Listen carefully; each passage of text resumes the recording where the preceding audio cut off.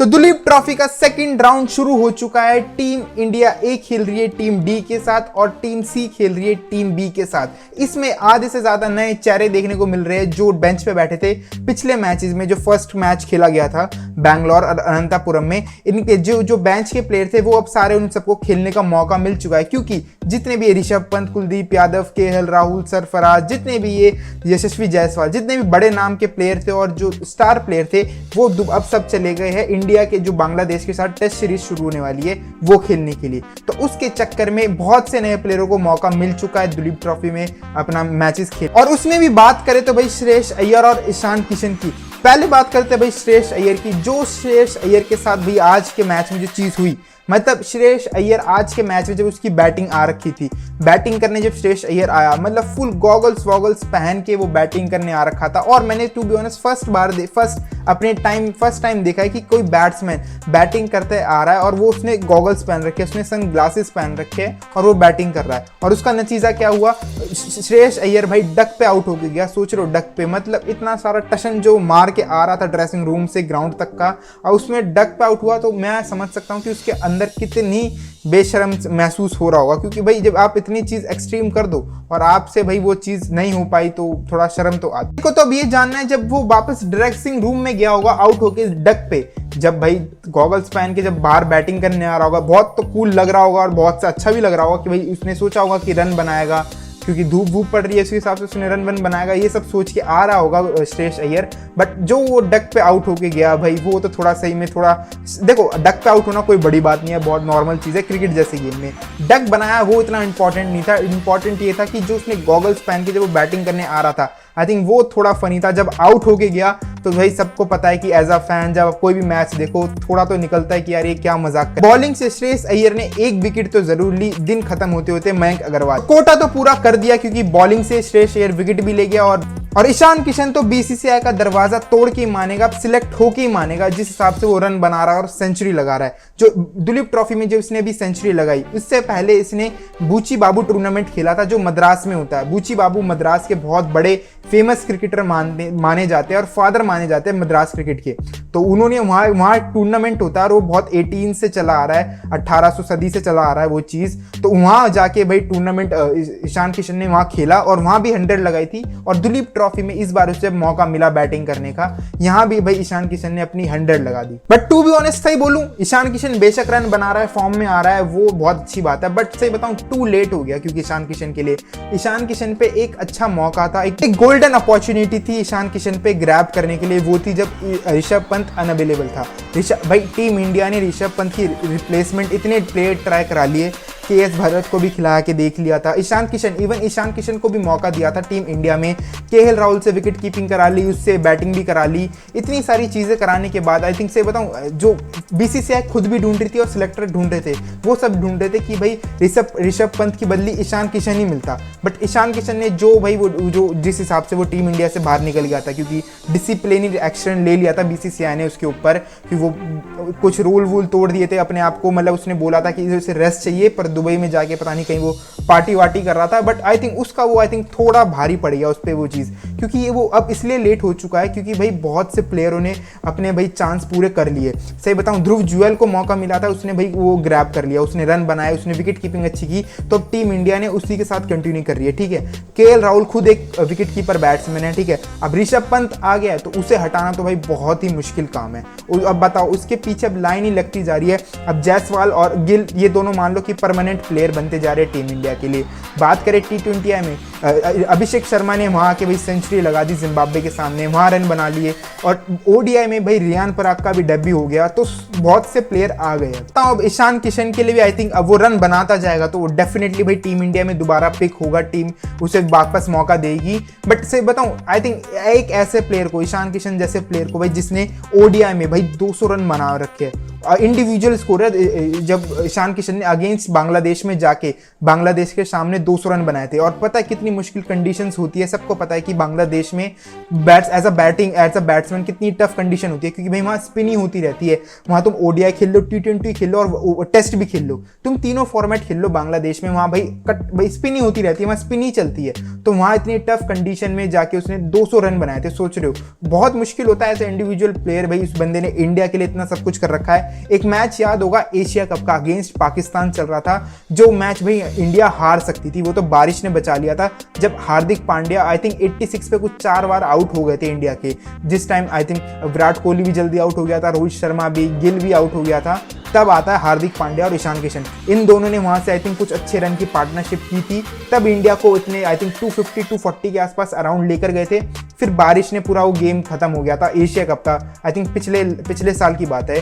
तो वहां भी उसने अंडर प्रेशर आके, भाई इतने प्रेशर टाइम पे आके इसने वहां भी बैटिंग की थी। तो भाई प्लेयर में नो डाउट भाई दम तो बहुत है, बट ये गलत टाइम पे आई थिंक बीसीसीआई की नजरों में आ गया। कहते हैं ना कि जब किसी बंदे पे एग्जाम्पल सेट करना होता है, तो आई थिंक वो आई थिंक मेरे को लगता है ईशान किशन एग्जाम्पल सेट हो गया है। क्योंकि ये फ्यूचर में भाई जो भी डोमेस्टिक में प्लेयर देखेंगे कि भाई इस एक प्लेयर के साथ इतनी डिसिप्लिनरी एक्शन ले चुका है, भाई बोर्ड, बीसीसीआई, सिलेक्टरों ने ले लिया, तो अब प्लेयर आई थिंक ऐसी चीज करेंगे भी नहीं और आई थिंक वो मोर फोकस होंगे। ये इंडिया सी ने 525 रन बनाए थे अपनी फर्स्ट इनिंग्स में, और ईशान किशन के साथ इंपॉर्टेंट इनिंग्स खेली थी बाबा इंद्रजीत ने। बाबा इंद्रजीत के मैं स्टैट्स देख रहा था कि फर्स्ट क्लास क्रिकेट में 50+ एवरेज है बाबा इंद्रजीत का भाई फर्स्ट क्लास क्रिकेट में, और as a middle order batsman खेलते बाबा इंद्रजीत। ये मैंने बात देखी, मैंने स्टैट्स देखे, मैचेस देखे, और बहुत ही अच्छे इनिंग्स खेल रखी है बाबा इंद्रजीत ने। बट मेन बात यह है कि भाई उस बंदे का मैंने पहली बार नाम देखा, उसे खेलते हुए पहली बार देख रहा हूँ मैं दिलीप ट्रॉफी में। बेशक भाई बहुत से लोगों ने पहले देख लिया होगा,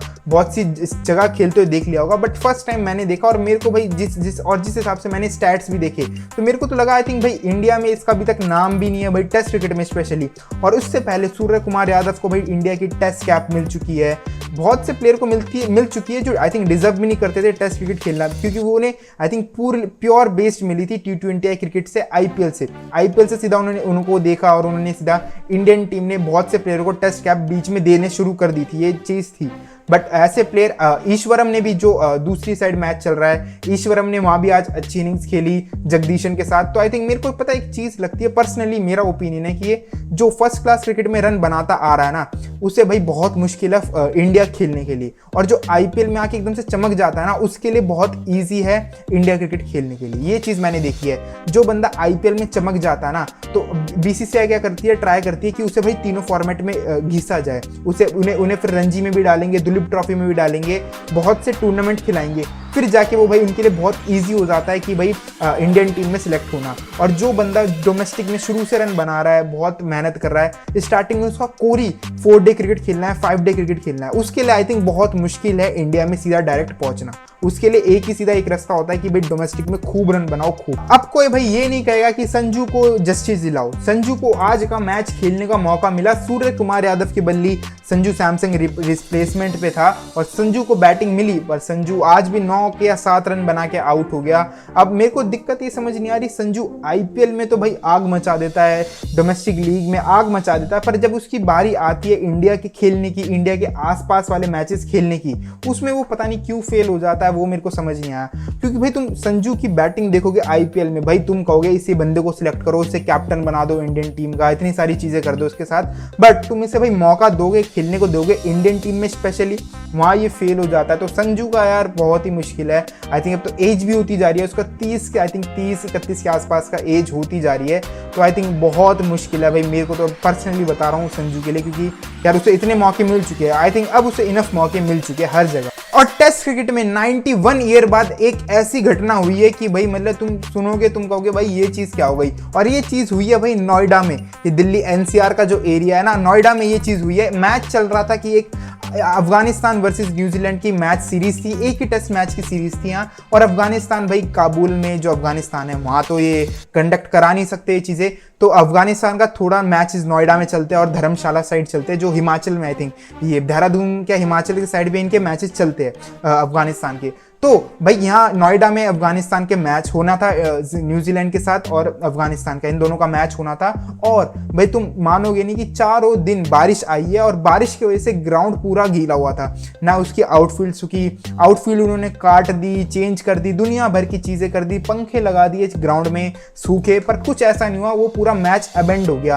तो ये 91 ईयर बाद हुआ है टेस्ट क्रिकेट में कि कोई भी बिना बॉल खेले कि भाई एक टेस्ट मैच को अबेंड कर। और बहुत से लोग ये बोल रहे थे कि भाई बीसीसीआई रिचेस्ट बोर्ड है, भाई इतना पैसा है बीसीसीआई के पास, और एक बीसीसीआई एक मैच कंडक्ट नहीं करा पाया, भाई ग्राउंड को सुखा नहीं पाया, कवर्स ला नहीं पाया, ऑफ जो पूरी आउटफील्ड थी वो ढंग से सूखी नहीं थी, मैच नहीं हो पाया। सबसे बड़ी बात ये कि मैच नहीं हो पाया, एक टेस्ट मैच वेस्ट हो गया।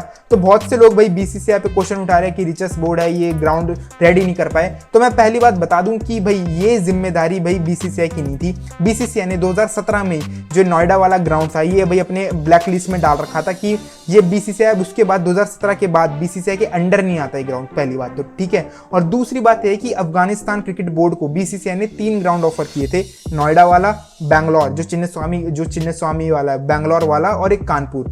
इन 3 स्टेडियम का प्रपोजल बीसीसीआई ने अफगानिस्तान क्रिकेट बोर्ड को दिया था और इन तीनों में से अफगानिस्तान ने नोएडा वाला चुना था क्योंकि नोएडा बहुत पास पड़ता है आई थिंक अफगानिस्तान से। तो ये सारी चीजें उनकी जो थी वो थी कि यहाँ से एयरपोर्ट बहुत पास है, दिल्ली से नोएडा बहुत पास पड़ जाता है। तो बहुत से पता नहीं कुछ रीजन दिए थे, तो अफगानिस्तान क्रिकेट बोर्ड ने नोएडा चुना।